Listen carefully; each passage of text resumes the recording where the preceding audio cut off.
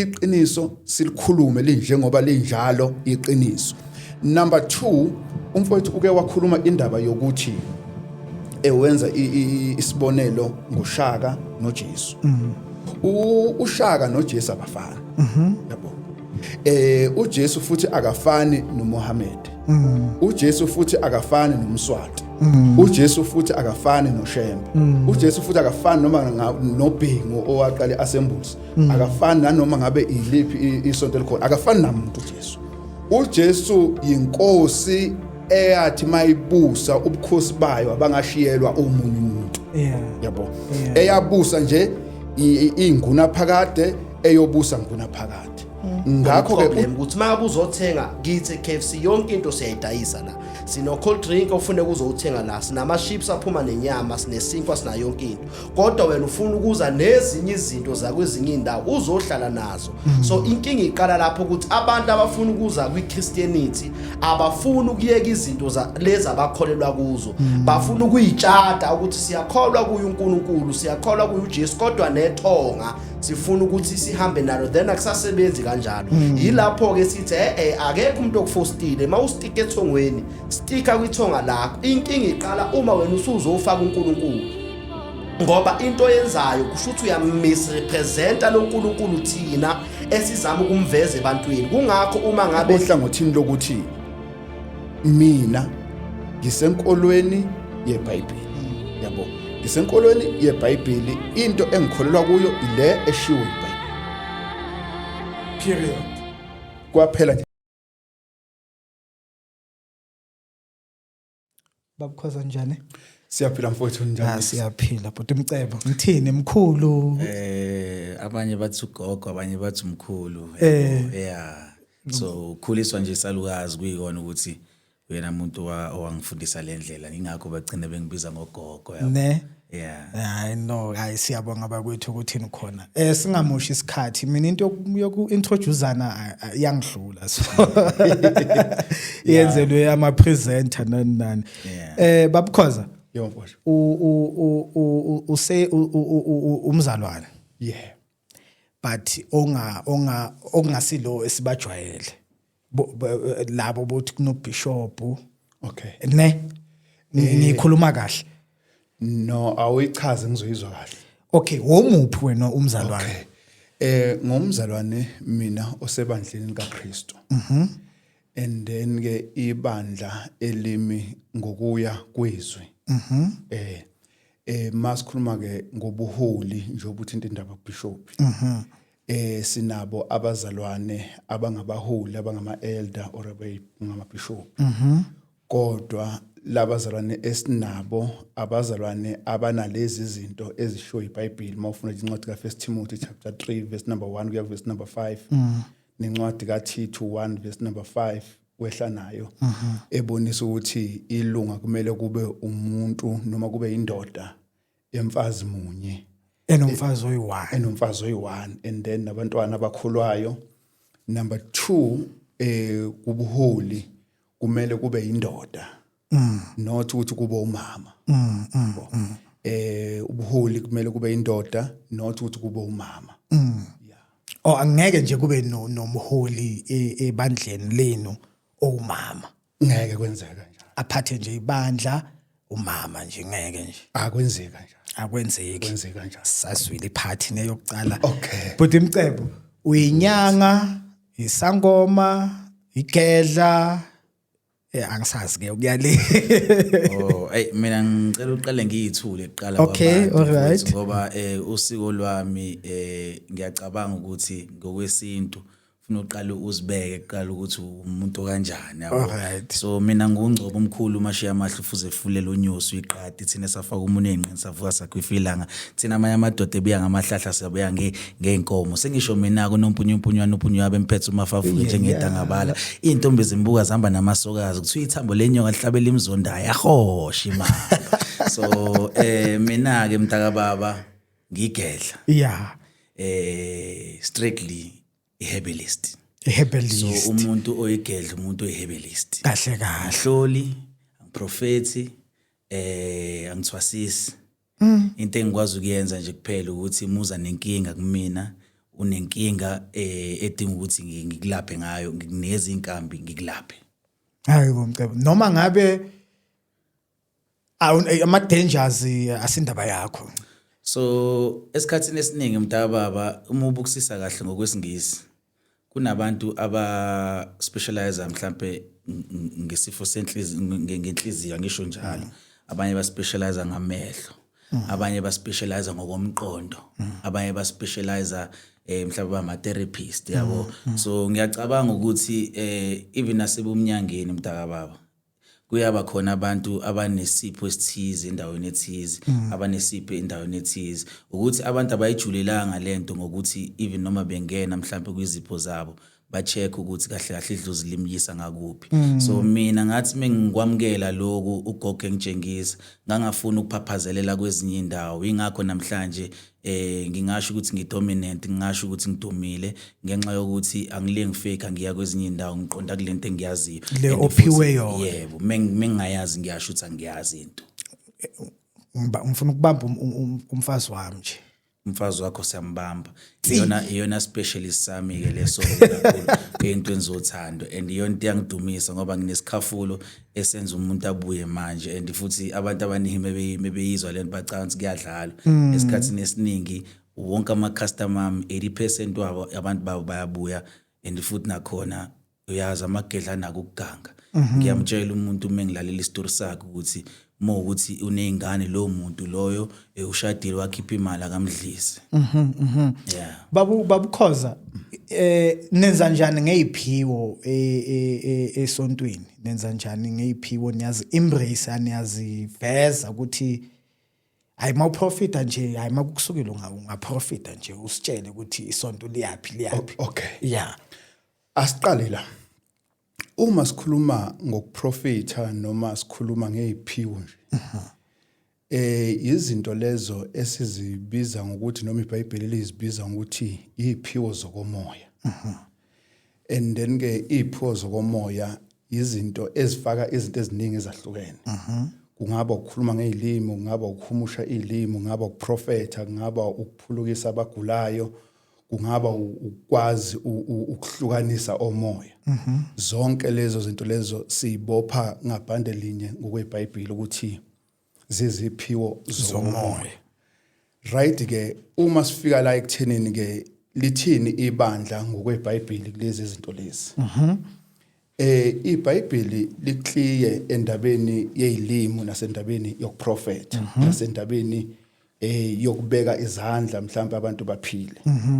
Ukuthi mawufunda incwadi kaMark 16 verse number 17 noma nje verse number 15 kuya verse number 19 uJesu lapho utshela abapostoli ukuthi bayokuphatha izinyoka noma bephuza okubulalayo akusoze kwaba nangozi kubo.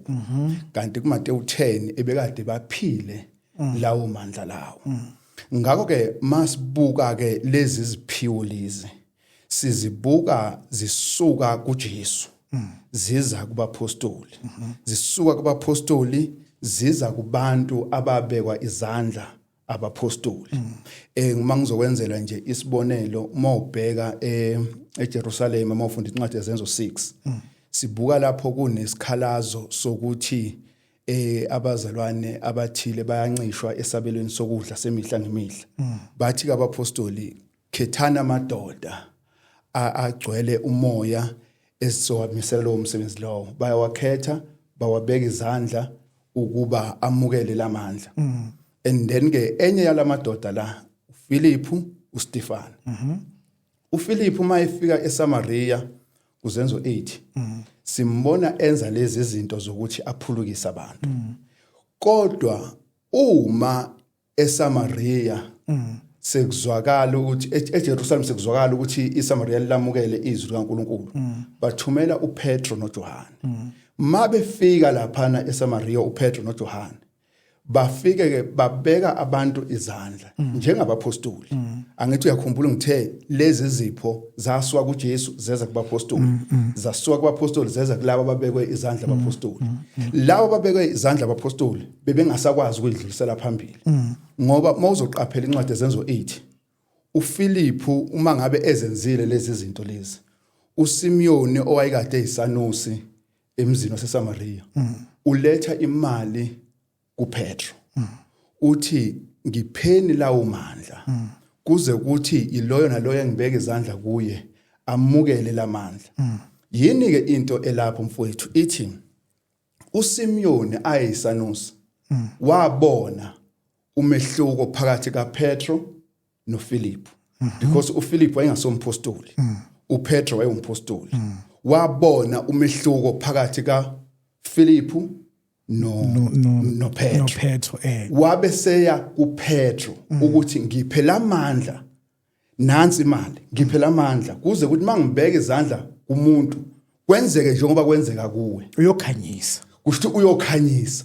uthi kuPetro isiliva lakho negolide lakho malibhubhe kanye nawo mawucabanga ukuthi isipho sikaNkuluNkulu singathengwa ngemali and then ke sithi ke eziphiweni zokomoya since namhlanje abapostoli bengasekho ababekwazi ukubeka umuntu izandla amukele lezi zinto akekho umuntu okwazi ukwenza leyo nto leyo phuthi Mchebo Mntababa bakhona abazalwana beza kuwe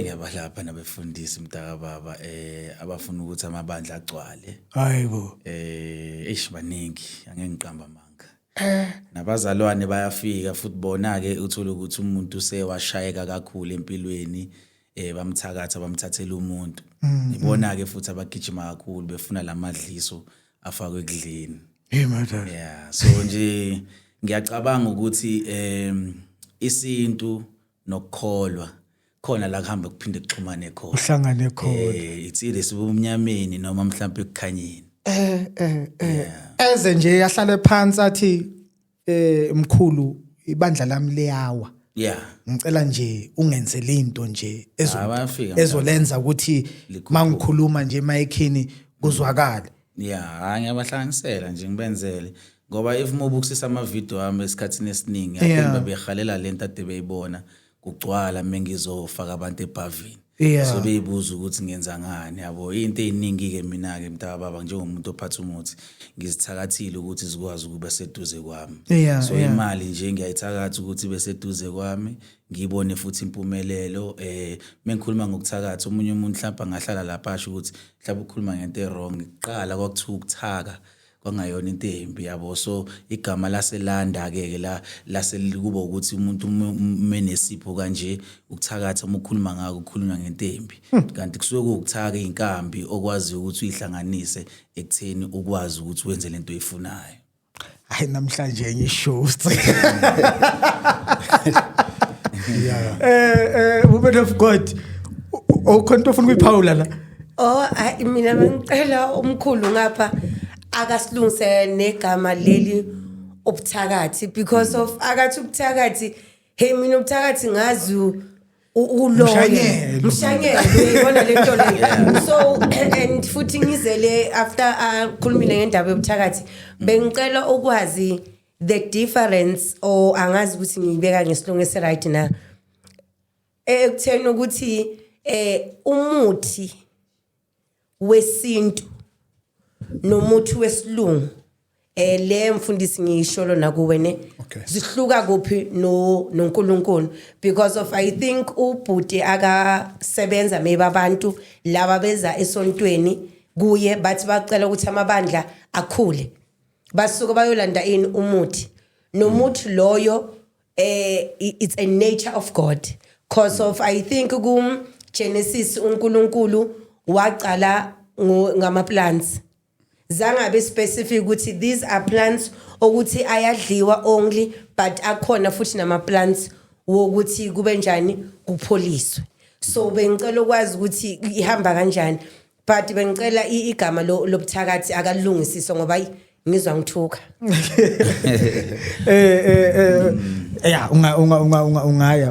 ungaya bafu ngisebenzise lona leli gama leli ngoba ngiyacabanga ukuthi ilona elingadraw attention ukuthi wonke umuntu understand ukuthi ngifuna ukukhuluma ngani yabo ngoba esikhathini esiningi uma uyigedla yeah usuke uthaka imithi uhlanganisa Yeah, yabo yeah. so if usuqhubekela ngithi uyazi ukuthi kunamagama ama short terms uthola ukuthi esingisini usho kanje kodwa uma usuyiqedelela ukuthiwa nje mhlawumbe uqedelela kanje yabo so ukuthakatha abanye bakubuka ngendlela embi kukhona ukuthi ke mhlawumbe uthakathela into enhle for example mengisuke ngikhipha mina idliso noma ngikhipha isikhafulo sokuthi umuntu ngimlande kusuke kubuthakathi lobo kodwa ungabona ukuthi uyabulala ubuthakathi ukuthi khona into ofuna ukuyilungisa ukhumbule ukuthi esikhathini esiningi futhi nakhona if more ukuthi kunomuntu okuthakathayo wena mhlawumbe uzama ukubhidliza impilo yakho uma usuku uhamba wena uye edulini uyocupha usebenzisa izinkambi ezinobumnyama kodwa usuke wenze njani lapho usuke uyicupha wena ukuthi umuntu umefika la angene kulowo noxhaka so leyo nto leyo usuke usebenzisa amakhambi anobumnyama azokwazi ukuthi mefika umthakathi ethi uyashaya afika trepeke so naloko ubuthakathi kodwa uthakatha kahle yabo uthakile yabo leyo nto le kuyikona ukuthi phela ke lasukela igama elithi ubuthakathi lasukela thathwa kakhulu abantu abasebenza ngobumnyama kwabe yilabo kodwa nje musubukusisa kahle esikhathini esiningi abantu abaxuba imithi bethaka benza yonke leyo nto kusuke kuyinto eyodwa yabo hayi mfundi konje utheni izihlahla ihlahla yes ngifuna ukuthi angithi ubhuti uyathi kunento le yokuthi yena inyanga enjani leyo gaya umuthi kuphela babiza ini igedla usho njalo uthi yena yes nabe ngoba simbonile ukuthi ngathi igedla so that is why I came to the point of saying when coming to the plants what do we say because of ubhuti I think I gift yakhe ubugedla and I gift ebuya kuNkulunkulu umbonise ngani ngama plants so what do I say to a Christian who's saying I'm sick and ngibona ngathi umkhulu ngapha angakunceda ngoba akayi endumbeni igedla umuntu wakhe usebenza natural what do I say about that to a Christian okay babukhoza umbuzo uqonde ngqo ekuthenini uma umuntu esebenzisa amakhambi esintu ngabe ngokwenkolo yobuKristu ku wrong na mangabe esebenzisa akadokotela ku right na umuthi umuthi is either ngabe uthenga kudokotela noma ugubhe phansi umuthi kodwa ke nansi into ekhona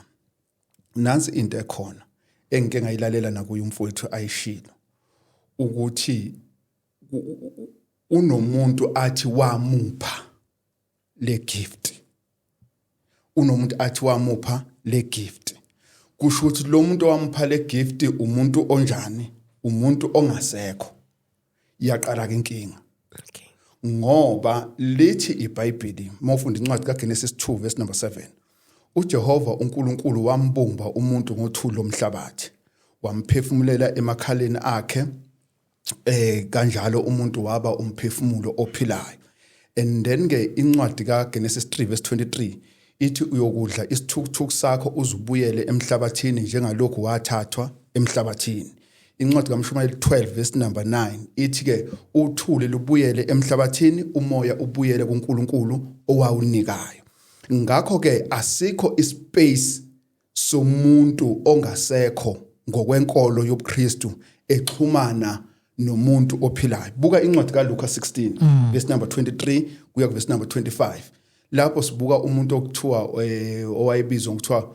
uLazaro omunye ebizwa ngokuthiwa isicebi labantu laba sebengasekho bobabili isicebi siyambona uLazaro esesifubeni sika baba Abraham sithi baba Abraham athumela uLazaro agcobhoze ngomunwe wakhe kuba azophozisa olimini lami ngokuba ngiyahlushwa kuleli langabi uthi ke into engilande kakhulu lapho uthi ke uAbraham khumbula ukuthi wamukela okwakho okuhle okwenzile usesekuphilini noLazaro naye umukela okwakhe akwamukele akwenzile esesekuphilini uthi ke ngaphezulu kwalokho kubekiwe umhosha ukuthi ongale angezi ngapha nongapho angezi ngapha ngakho ke ngokwenkolo yobuKristu asivumelani nokuthi khona umuntu ongasekho okwazi ukuxhumana nomuntu ophilayo amuphe into kodwa mayithi umuntu nje ngiyazi ukuthi leli khambi liyasebenza ngendlela azingayo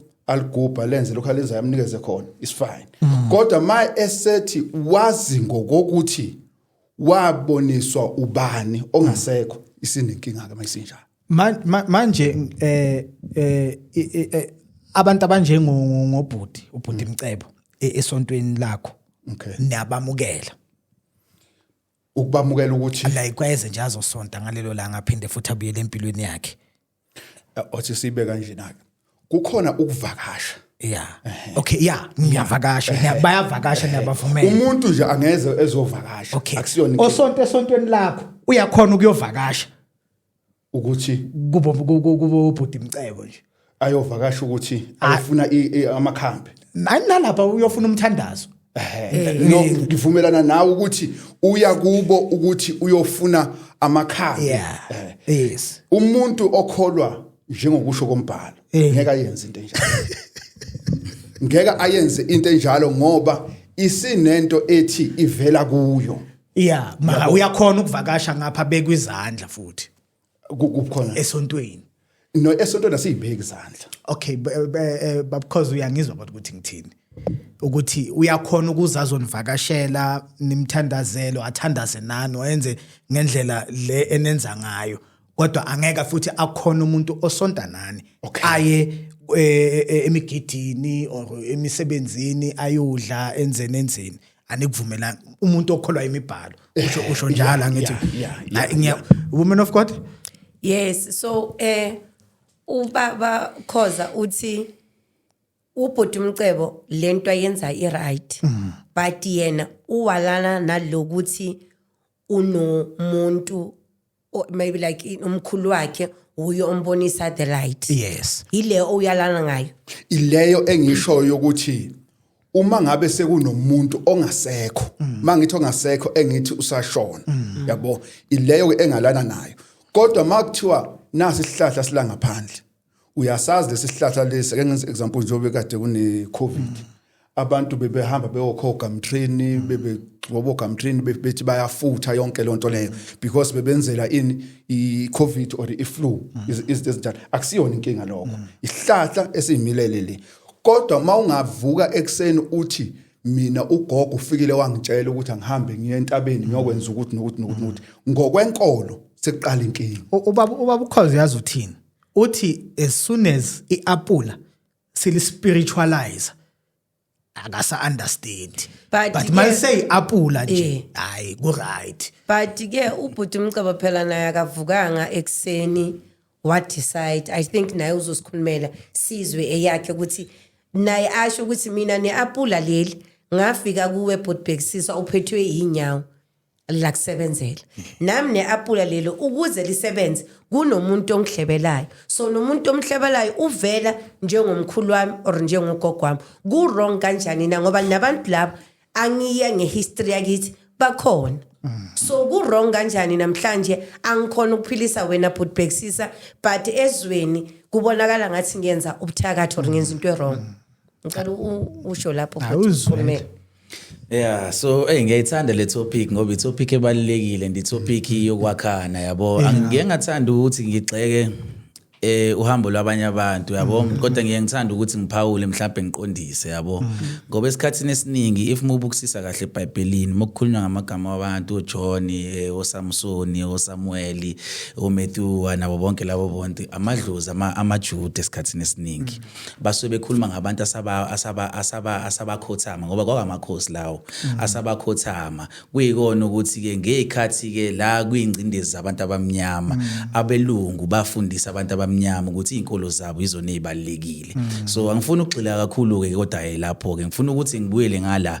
esintwini ngoba esikhatsini esiningi obaba mkhulu asikaze sababuka ezabantu abaqhelile kuthina ngoba if ukuthi umukhumbulisa kahle uShaka ngalesikhathi ekhothama kwaqale kwanetha njalo mokuyishaka day uma ubukisisa kahle liyaguqubala kudume kunethe eThekwini leyo nto leyo ispiritual ukuqala if moyibukisisa kahle if ukuthi uyabukisisa njalo eThekwini mokuthi ukusuku lokuthi Shaka Day liyaguqubala mongaguqubalanga linethe So lento ikhuluma ithini ngokuthi ke idlozi linamandla kanganani ngoba likhuluma ngokuthi sho noma njoba wakho uthami kwakuyinkosi njalo mokukhona usuku lakho melifika lokuthi wahamba emhlabeni liyaguqubala izulu kutshengisa ukuthi kwahamba umuntu oyebalekile so njengamanje ke futhi nakhona ngizobuya ngize ngase side lami njoba ngithinta izinkambi ugogo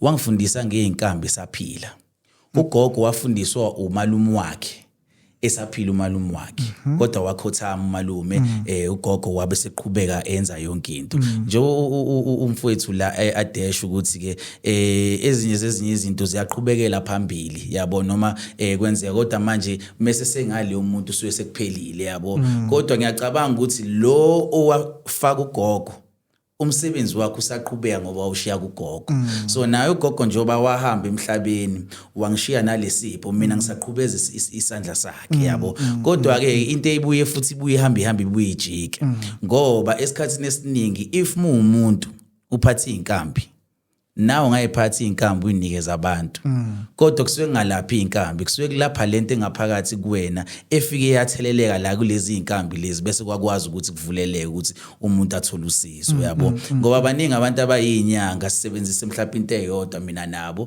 kodwa uthola ukuthi yena uzoba ngcono kunami yabo lonto ngenxa yokuthi mhlawumbe umkhulu wakhe we powerful kakhulu kulento so ngingasho ukuthi esikhathini esiningi ngathi ngingena kuloluhambo lolu ngingenise ogogo nami kwaba namaphupho noma abanye obabamkhulu nogogo izalukazi ngingazazi ngamehlo kodwa mase ngichaza ukuthi ngibona ugogo weqoke kanje mhlawumbe ngikhuluma noma ongikhuluma nogogo athi hayi man kwakugogo wami lo weyisangoma yabo kwakukhokho wakho loyo naye futhi wehamba ngobugedla yabo so mebefika ngamaphupho kumina ngiye ngithi mina ke mengikhuluma nabanye abantu nabo mebe ngitshela ukuthi nabo babona abantu ngamaphupho nani shuthi kusahamba ngalolsiko lokuthi ke uma unezithunywa noma unabantu abadala bayafika kuwena likhona igedla eliwumama likhona igedla eliwumama ngoba ngathi ngengeza inkulumo ukuthi umuntu owumama akakwazi ukubamba umuthi esikhathini esiningi abakwazi ngenxa yokuthi mhlawumbe basuke bengene ekhathini yonke makuyileyo situation bahamba baphenduke mase beqala ukuguga bafocus emthini yabo ngoba esikhathini esiningi ubukisisa kahle umuntu mase semdala zonke lezi zinto zokuzala nokungena ekhathini ziyashabalala bese emva lapho isiphiwo sakhe sivuke sime ngeenyawo ubabukhoza uthi esontweni labo akunamama ongabalida balidwa amadoda uthini of God of God because of mina bengisazi mina ngithi ngikhuluma le ungaphawula lokusayi processa lento engicede ukuyisho yes so because ngifuna ukwazi ukuthi lento le ubhuti ayishoyo ukuthi uyayibona ukuthi yena igift le uyithole abantwana abasaphila. What do we say about that? Because of uthi ubeku umalume ngithi umalume wepha uba nogogo. Ugogo it means wamfundisa sasemncane. Kanye nanomkhulu futhi naye we nobugedla ugogo kodwa enezithunywa zasemanzini ephinde futhi abe nezithunywa zomoya ngoba ugogo bekwazi ukubonela. Kodwa mina ugogo ngenxa yokuthi ube umuntu me prophet enza zonke lezo zinto angawuthinta umuthi athi mcebo hamba uyongilandela umuthi kamkhulu wakho uhlanganisa uNob noC so inkambi ngayifunda kanjalo yabo so i-combination kagogo nomkhulu isakumina ngoba ugogo yena njobe nezithunywa zamanzi akhulekela abantu emanzini uyangibona nawe ngiyemanzini ngifike ngihambe ngiyokhulekela abantu ngibageze ngomuthi futhi nakhona kodwa la ngi strong khona kakhulu iseyinkambini so sithini because of I think as maybe ku abanye abazalwana ngithi you go to the Bible school and then after the Bible school umfundisi wakho or archbishop or ubani uyakuthandazela ukubeka isandla so yena noma bangayenzanga maybe with that same form it's just one thing that I'm thinking in my mind but they gave him the blessings and to show ukuthi they gave him the blessings imithi yakhe I think they work because of he has customers kunabantu maybe can give us a testimonies of saying ukuthi ngathandazela ubani wa Paul. What do we say in that sense in a Christianity world and saying ukuthi true maybe imithi iyasebenza? Okay. Uma ngilalela yonke lenkulumo le. Uma uyibheka ezimpandeni zayo kumsuka nje wayo uzobheka ekugcineni kwayo. Noma ngabe uyibeka lendlela ukuthi ngayifundiswa ubani owayekade ephila ngaleso sikhathi, kodwa umsuka wayo isuka kubantu abangasekho, ngoba uthi manje mayisezophetha inkulumo uthi bekwenzeka aphuphe umuntu ongasekho, umama amtshela ukuthi hayi loyo ubani. Yabona ke indaba yokuphupha akusiyo into eqala manje. Nangu eBhayibheli siyayibona indaba yokuphupha. uJakobe simbonile encwadini kaGenesis ephupha, and then uJoseph simbonile ephupha echaza namaphupho. Okay ke, kodwa masifika manje kuKristu, mawufunda incwadi yamaHebheru 1 verse number 1 ithi uNkulunkulu esekhulumile endulo kokhokho ngabaprofeti nangezindlela eziningi nangamathuba amaningi, kepha ekugcineni kwale mihla ukhulume kuthina ngendodana yakhe. Okungukuthi uNkulunkulu akakhulumi ngamaphupho, akakhulumi futhi ngabantu abangabizwa kuthiwa abaprofeti, kodwa ukhuluma ngendodana yakhe. Ubani indodana yakhe? nguJesu. Mawubheka incwadi kaJohn 12 verse number 48 uthi uJesu ongalayo engawamukeli amazwi ami unomahlulelayo, uthi izwi engalikhulumayo ilona eliyokumahlulela umuntu ngosuku lokugcina. Mawubheka le ndaba yokuzwa ngabantu noma yokutshelwa ngabantu ukuthi lokhu kuso ibuke kahle mawubheka encwadini kaMateyu 17.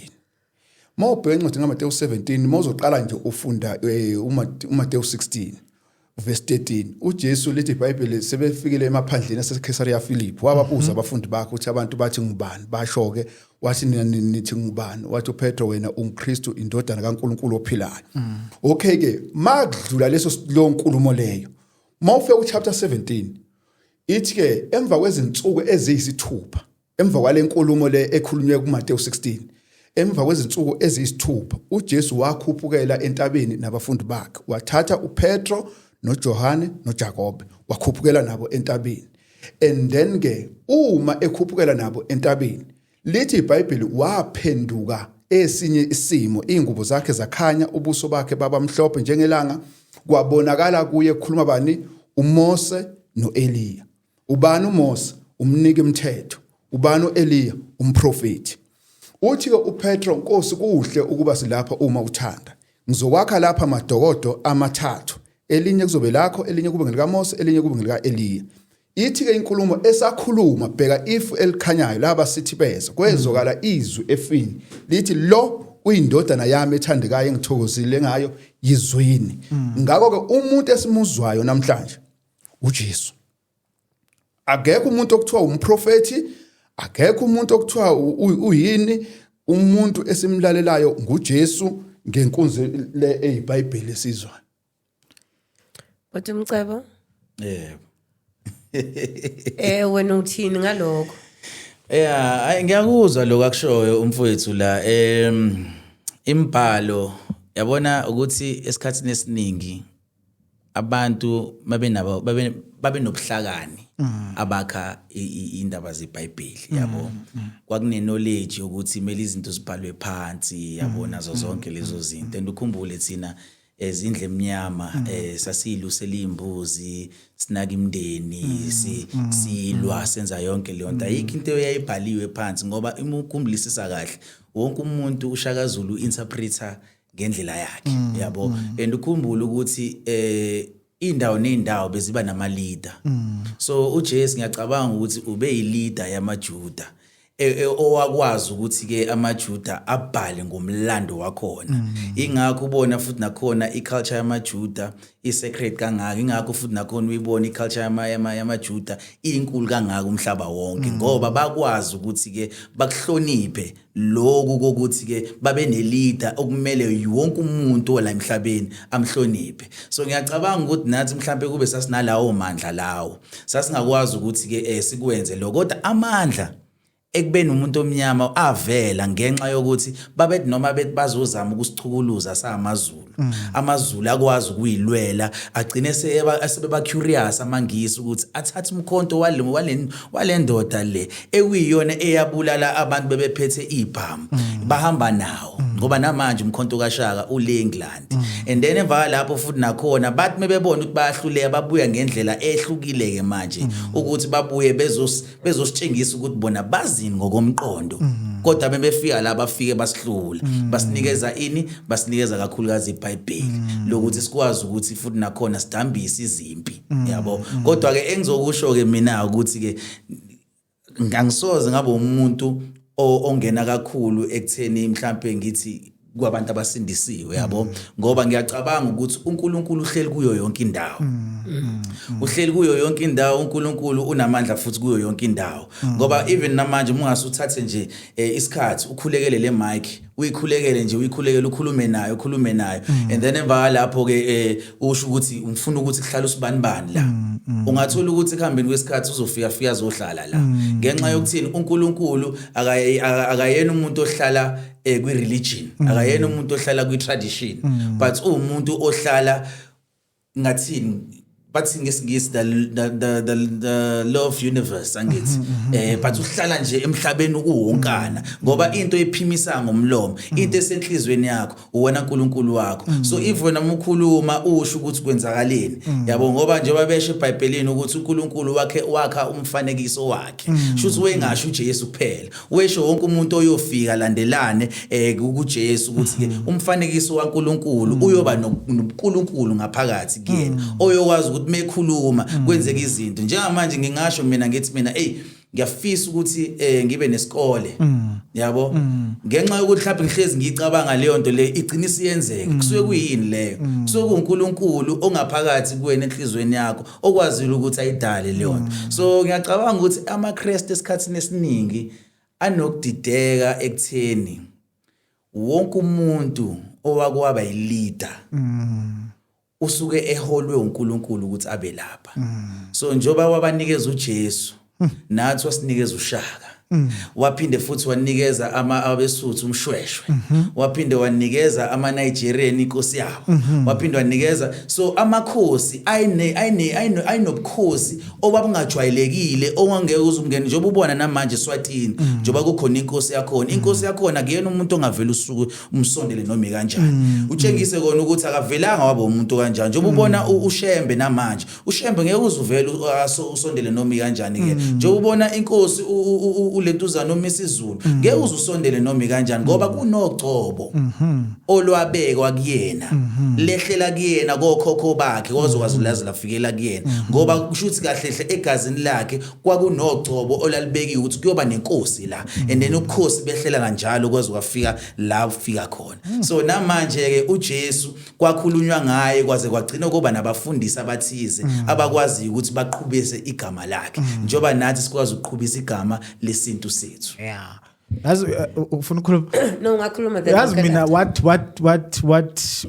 I find very strange ukuthi kuba amaKristu ne athi no, but all other denominations are welcoming ukuthi hayi bayeza bayeza bazophila nathi, bayeza angeza ngimnceda angeza ini, but umKristu like angazi ngayibeka kanjani kuba nalento leyo ukuthi iopposition it's more kumaKristu than bonke inyanga amagedla izangoma abaprofeti ini, and ordinarily you would think ingeza from esidini elabantu besinto ukuthi because amaKristu yiwo ayikhethe from ebantwini ekhaya besihlaba. Mina ngisayingeni lento leyo, yena lo muntu lo yoshiya ikhaya la kubo uye futhi othi angisafuni ukuzwa. I don't know if I'm making sense now. Yes, you're making sense because I wanted to come to a point yokuthi the God that we are speaking about to people, we say our God is God of love. And izangoma, they are more loving, and even when coming to teaching, they are teaching with love. And Christianity, they are coming with harshness. Why can't we sichinche bona ukuthi yes, we have this certain gift, we get umuntu wakho uyasebenza, but why don't you shift it and put God first kubugedla bakho and see ukuthi how it's going to work? I don't know ukuthi umfundisi maybe ubaba ukhoza angasitshela ukuthi why don't we ubugedla lobu embrace it to be in a Christian form of way? Or even uNkulunkulu ngoba sithi Christian kuba ngathi sishintshe religion. Kube noNkulunkulu. Yes, why ngithi Christian because of even ubhuti I think akayenza umuntu wakhe uyathandaza. But akaqeda ukuthandaza maybe asho ukuthi uNkulunkulu waka khoza or uNkulunkulu waka banibani I don't know lento lezi. Yes, you understand. Yeah. Then maybe angasipha because of like zonke izangoma when they are speaking here or the market they do include God, but thina ama-Christian yiwo aba opposed ukuthi no wena uNkulunkulu lo wakho why anje. Exactly. Even coming here mawubiza umKristu ukutshela into ongaunderstand. But ngithemcebo like ngicela uze and was like ngicela ukubona ilink I'm coming. Awubiza umKristu meladle melabe netransport melenze guys and umKristu uzoba nani mina I can't sit no put umcebo. Why? Because of I think our God beyangagceka abantu. Why thina manje sibagceka? Why can't we bring them to ukuthi what you are giving, like what God has given you, it's a blessing. Because of there are some people who are getting healed. Kunomunye umuntu onesidliso esingaqedakali. You go to the doctors, they say ulcer. The same pills are the same pills who will end up killing you. But I don't think ukuthi umuthi wesintu ungakubulala. So babu khoza ungasifundisa ukuthi how do we address this generation that is coming ngothando ebugedleni nobunyangeni ukuthi sihamba kanjani noNkulunkulu singabheki ukuthi wena usitshela ngabo khokho bakho because of I think the very same ukhokho lo wakabhuti akhuluma ngayo he was created by God and he was doing ukupholisa abantu. So how do we address this issue in a loving and caring way because of I think one of the commands that God has given us to love. Okay.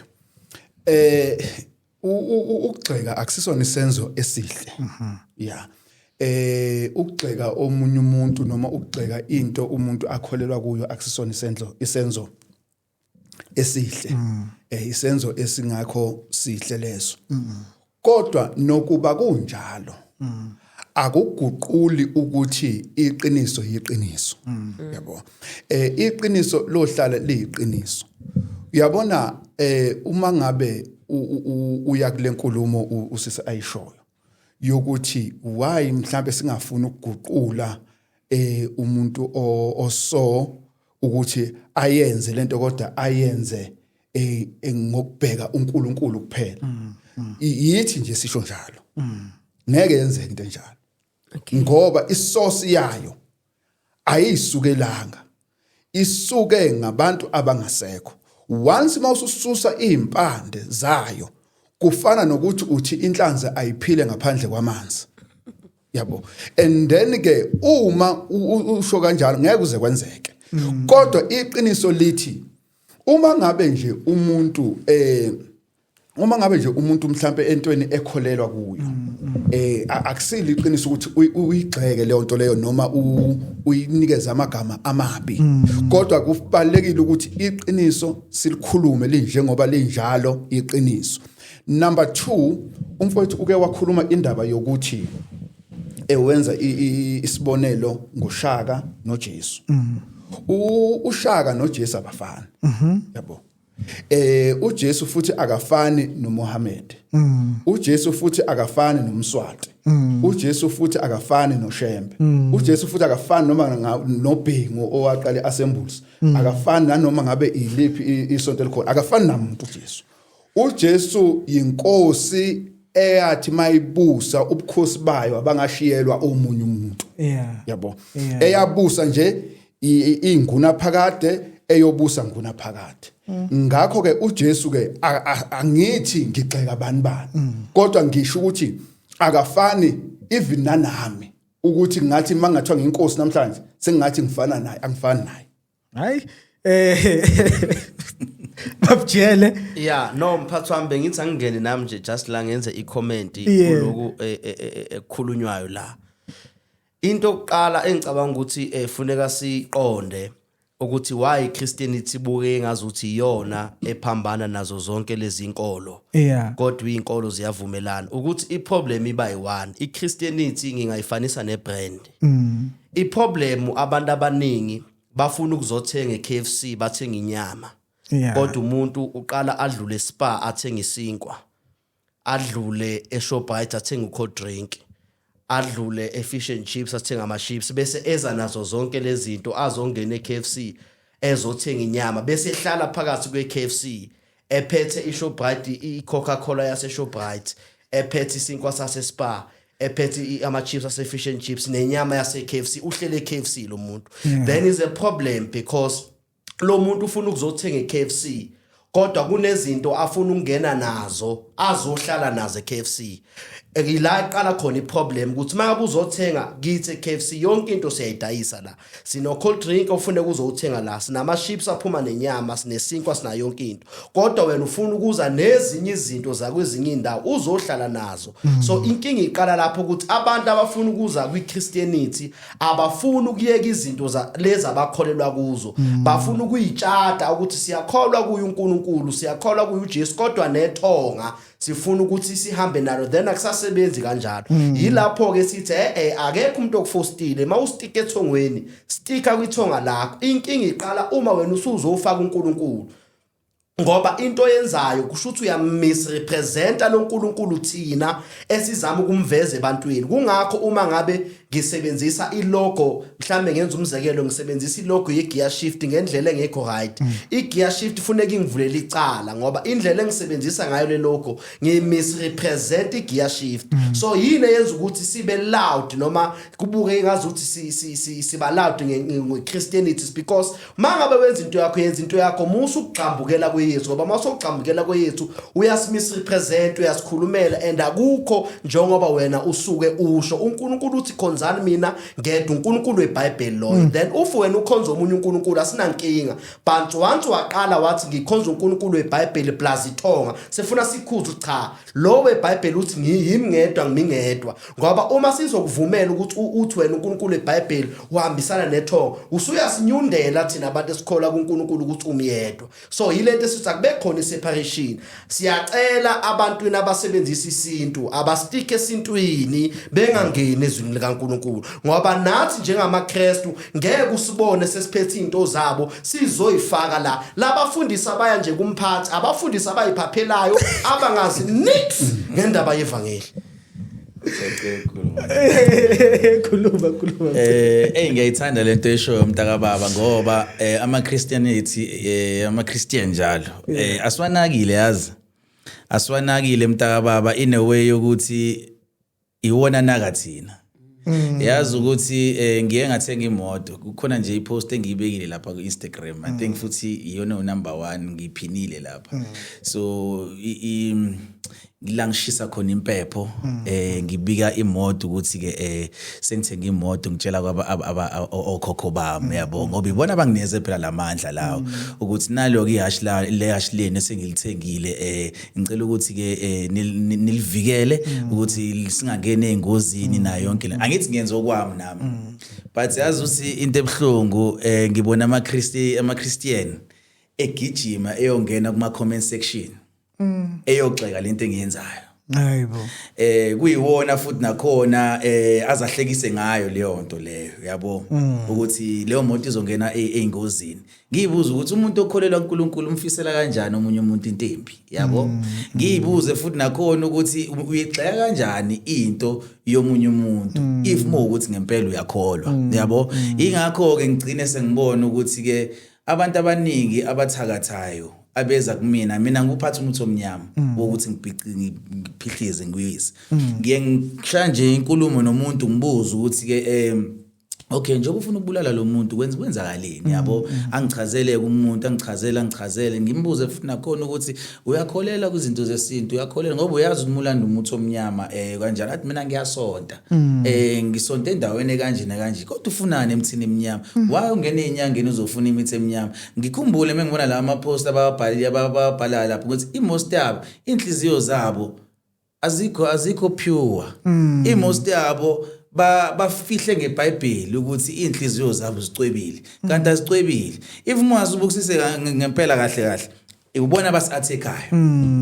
ngeke mina ngisuke ngihambe ngiyokhuluma ngesonto ukuthi hey kwenziwa kanje nanje kodwa mengibone ivideo yazi ukuthi nginoposta ama snippets mhlambe entshumayelo ethize ngisho ukuthi mina cha ingithintile amazwi ale yansizwa le yami ekhuluma kanje ya ngifake kodwa ngibe ngigqoka amabhayi but bona ngeke uzubabone bona mesenze into enhle bayithathe bayiposte ngoba bayazi ukuthi amanye amaKristiani azohamba ayogxeka leyo nto Ay ya mhlambe ake sibuye mina ngiyiphawule ngalendlela ngiyiphawule ngokuthi njengoba umfowethu kaDesh ethi abantu abenza lokho abantu ngempela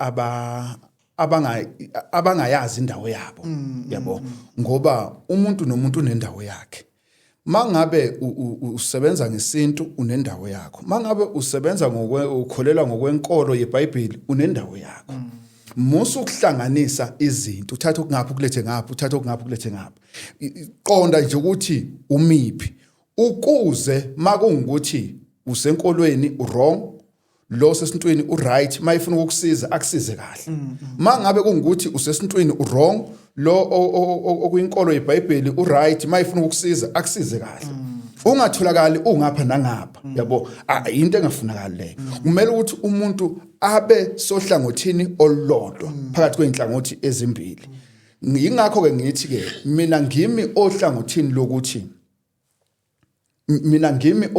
lokuthi mina ngisenkolweni yeBhayibheli yabo ngisenkolweni yeBhayibheli into engikholelwa kuyo ile eshiwo iBhayibheli period kwaphela nje gelekeqe abangaba baningi babukhoza abazalwana abanjalo I think singaba nokuthula because iqiniso lihle ne and angithanda ukuyikhuluma lento kodwa lihle nje iqiniso lokuthi i-attention ingapha umuntu wenza isermon yonke nje ngabanye abantu okay hayi ngoKristu angazi nonyazwakala nabakutshele kukhona into obufuna ukuyiphawula yes angithi yini edala ukuthi imphathi wami umfundisi ame epulpit intsumelo yakhe ngeSunday mhlambe kubukeke ngazuthi icrasha ama belief system abanye abantu is because awukwazi ukurepresenta into ethize but ungayidefend mawu representa mangabe usenkolweni ethize funeke ihambe ne defense otherwise we hypocrites njoba umphathi elana ekhuluma indirectly is defending his belief system ukuthi mina ngikholelwa kuloko uyidefenda ngenye indlela yes so akakwazi so that is why angikwazi ukumphikisa uma ethi yena ubone uphuphu gogo ofaka ingobe ezibovu mayebuza umama wakhe wathi umama wakhe hayi ukhokho lo wake waphila usho ukuthi kanje yinto yena akholelwa kuyo inkinga iqala uma ngabe yena kuyo yonke leyo nto le uzothatha unyawo lwakhe bese elifaka ezwini likaNkulunkulu sekuchaza ukuthi ke uma seke sifaka unyawo lakhe ezwini likaNkulunkulu usegxama lazile useme esintwini ngaleli linye side lesinxele wama enkolweni ngaleli linye side la ngokudla ngamanye amagama sekuyangithinta mina ngalolu nyawo agxama laze ngalo kweyami inkolo sefuna ngimkhuza ukudedisa unyawo lwakho ngoba manje ufana ukuthi wena uyasipenda ngoba manje ufuna ukuportraya as if thina simbaxambila sikho mbaxambila thina simi kanje uJesu uyinkosi futhi uyasindisa abaphansi abantu abashonile siyabahlonipha kuphelela lapho futhi siyabathanda sixabene nabo kodwa asibakhonzi wena ke musaka ukuthi uma ngabe ukholelwe ebantwini abaphansi bese ufuna ukuthi manje bakuxhumanisa noNkulunkulu eyethi inkolo ayisho njalo wena usuyaqhambukela then ke sengizokwenza i-teaching ye1 hour ngikhuze lokuxhambukela kwakho angicriticize inkolo yakho ngicriticize unyawo lwakho oluzongimoshela kulento engikholwa kuyo or maybe ukuthi abo bhuti Mcebo it doesn't matter man Christianity it could be like I affect in any way noma ungasonto uze kubo it doesn't matter yes wena mawuzoya usonta uphinde uya kubo maybe it taints something I don't know I'm just thinking now what maybe it doesn't that's why bangalwe nabazalwane it really doesn't matter and mina ngizela ukuthi angazi ukuthi ngizo offer banana ngicoleleni mina ngitheni ukuthi ubhuti Mcebo ukhuluma ngesintu sakhe ne mina ngize futhi kubafundisa ngithi umfundisi uthi abafundisi basuka bayidefend so I want to ukukhuluma ngabafundisi laba othola ukuthi for example like Abu Bushiri Abu Bushiri awungathi uyabheka they use Christianity plus nesintu but bona ababheshwa njengezangoma those holy oils yes those holy oils phela the holy oil la isebenzisayo kubhuti Mcebo it can be a holy oil amafutha engwenya but amafutha wengwenya asiwaletha ngapha amadimoni uBushiri yena ukuthi azalethe iholy oil azayiquote athi ikhona eBhayibhelini kungcono ngani because of mina I feel ukuthi they are doing the very same thing but just abanye bashawa ibranding yes it's just because of law ibizwa Bushiri just because of ibizwa ukuthi ibuye eNigeria ngathi or ineMalawi ngathi ngcono this one ngiceka because of yes South Africa angazi ukuthi singayilungisa lapho ukuthi akumelanga ukugcekwe izinto but not knowing the mandate abomcebo mabangathi maybe lavender than ukuthi bathi yini isihliso uyabona maybe babangathi herb iyazwakala than masothi isikhafulo ngoba yena uyibiza ngelanguage I think abona ukuthi ngesintu iba more clear and specific uyayibona straight to the point but if manje phela if ngizofuna umfundisi angithandazele but ngizokhipha 1.2 angiconsult uyayibona na ku consult akusengcono makathi uyahlola hey yes angithi phela kubhuti Mcebo ngiyohlola but angiya kuba ukhoza angihloli if ukhoza azothi kimi if uzokhuluma nami ngicela ukuthi ukhiphi 1.5 angizokubeka izandla is 5000 yini lento lesithini ke babukhoza ngifuna ukuthi ngikusho lokhu ukuthi uma sikhuluma ngezinto zamafutha kubazalwane abazalwane abaphatha amafutha iqiniso akusiba abazalwane lapho kodwa ba behave ngathi bangabazalwane because iBhayibheli lisifundisa ukuthi into esisebenzisayo thina noma esikholelwa kuyo mawuza kithi enkonzweni yabo umkhuleko ukuthi nje sikhuleke mawunesimo odinga ukusizakala kuso not ukuthi sithi sizokunikeza amafutha yabo mase sesikunikeza amafutha sekungenye into ke leyo yabo kodwa nje masikhuluma nje ngokukhonza kwebandla alinalo ikhabethe okuthiwa bazohamba bovula lapha ekhabetheni or officeini ethize kulandwa amafutha kuthiwe uzothelwa ngawo ayikho into enjalo noma kugcotsha umfundisi okay konje uthe umfundisi awuyizwa kahle ngibone udadewethu lapha usebhale isikhathi ukuthi ngathi isikhathi siyaphela mhlambe ngesinye isikhathi sesoyichaza kahle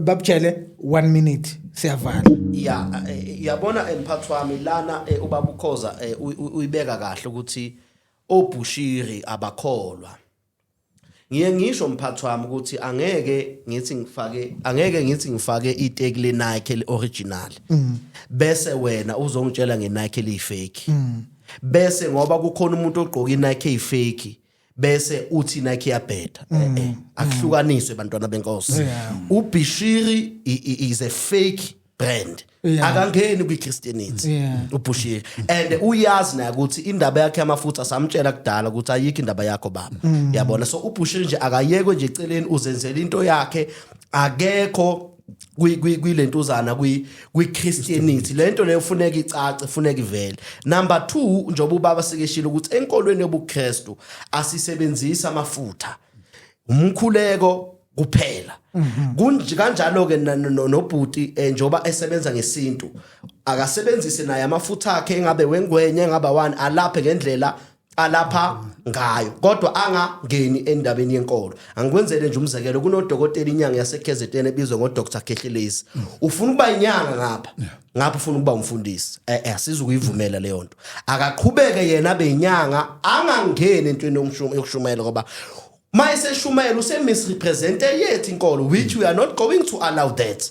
Yena akaqhubeke nokuba udokotela lapha abantu ngendlela enza njani alapha ngayo akayeka amajazi akayeka ukufuna ukuba umfundisi ehambe robha abantu ngoba uphevetho wethu uKristu sithi siyafika thina sizoshumayela usesambele eqala yena wafika wamosha abantu abasasamkeli ngenxa ukuthi yena akasirepresentanga kahle. Into engiyichazayo nje umuntu make ekholelwe entweni yakhe akakholelwe entweni yakhe angaqhambukeli kwezinye izinto zabanye abantu period.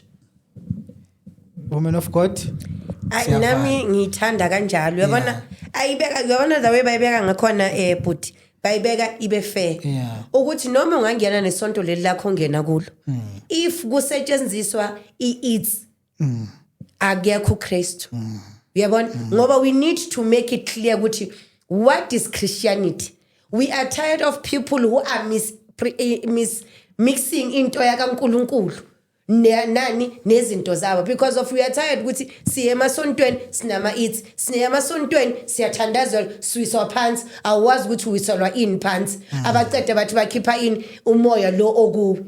And if ngine gift igift yami akumelanga ke ngoba manje angisafaka ngi-eats ngiyazwisisa ayibe gift ukuthi ngiphiwe ubuprofesi obubuya kuphi eBhayibhelini akube clear lapho ukuthi entweni lezi zakaKristu iBhayibheli asibekani izandla asifunani imali asiswipe asiconsult asikhuluma abanye abantu kabi futhi asikhulume abanye abantu kabi. Very important. If you are a Christian iChristianity hamba nothando. I think that is the basic thing. And ngiyabonga ukuthi asibe clear ukuthi kunamasonto lanka wethu siwahambayo cha lanka ne-eats akekho uNkulunkulu.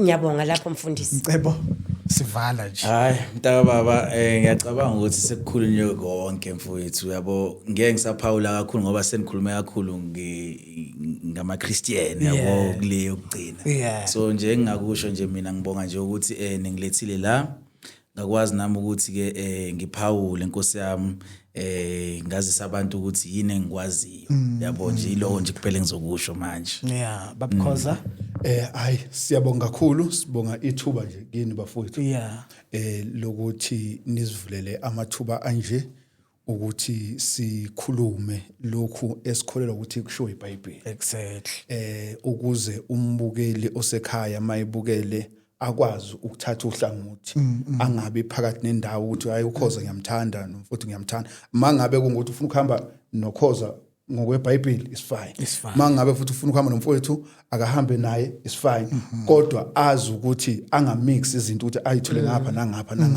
kanjalo inhlamvu zokudubula zonke eqhama ngapha ziyakudubula eqhama ngapha ziyakudubula uyonke into. And we need to make people aware ukuthi some of the dreams that is avelayo maybe ngabo mkhulu bethu ngabo bani it's not a bad thing. It's what wena I think God has given us a choice. I think even when afika ku Eva wamupha I choice ukuthi uyasidla neapple or awulidle. So our God is a God of choice. If you choose him, be pure, be righteous. If uyangapha emaphupheni zihambele kahle emaphupheni into umfundisi Jela isho ukuthi ziyela emaphupheni and singawagcika amaphupho and singawagciki even nama plans wabo ngoba yasebenza and ama plans wayenza ubani uNkulunkulu. Hayi ladies and gentlemen, we're out of here. Amen. Yes. Cela nje ukushaya isithombe. Hayi isithombe siyafuneka vele. Usibambe from lapho ukuthi uveze setup yabo ne. Phendule baba. Sihleli. Athi uyiphendule baba. Setup.